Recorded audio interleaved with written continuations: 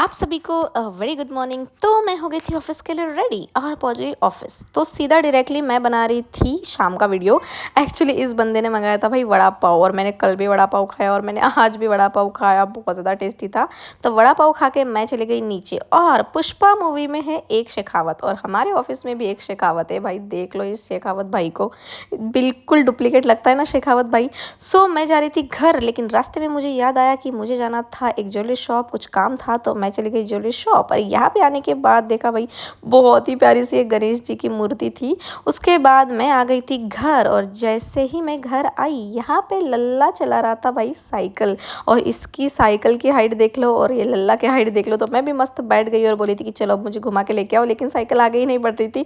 जैसे ही नीचे उतरी यार मेरे पैरों की नस लग गई थी, बहुत ज़्यादा दर्द हो रहा था। उसके बाद यहाँ पे दो औरतों की चुगली चपाटी स्टार्ट हो गई थी। शायद लगता है औरतों का काम ही होता है। जी नहीं, हम किसी की चुगली नहीं कर रहे थे, हम कुछ प्लानिंग कर रहे थे। मैं चली गई थी घर, फ्रेशन अप होके मैं लगा रही थी बालों में ऑयल। तो मेरे एक कलीग ने बताया था कि बहुत ज़्यादा बाल झड़ रहे हैं तो खुशबू ऑयल लगा लो। तो मैंने सोचा कि चलो इसको भी ट्राई करते हैं। तो मैं भी मस्त खुशबू ऑयल लगा रही थी और आप लोग खुद ही देख लो यार कितने ज़्यादा बाल झड़ रहे हैं मेरे।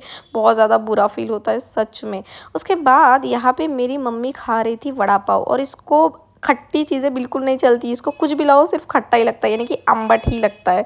उसके बाद मैं थोड़ा सा टाइम पास करने चली गई थी पूजा दीदी के घर पे। इनके घर पे कुछ काम चल रहा था, कुछ लाइटिंग वगैरह का, और यहाँ पे हम लोग मस्त गॉसिप्स कर रहे थे। तो इतने में ही पूजा दीदी ने बोला कि चलो मैं आप लोगों को खिलाती हूँ रबड़ी, और इन्होंने बनाई थी भाई रबड़ी, इतनी ज़्यादा टेस्टी लग रही थी सच में।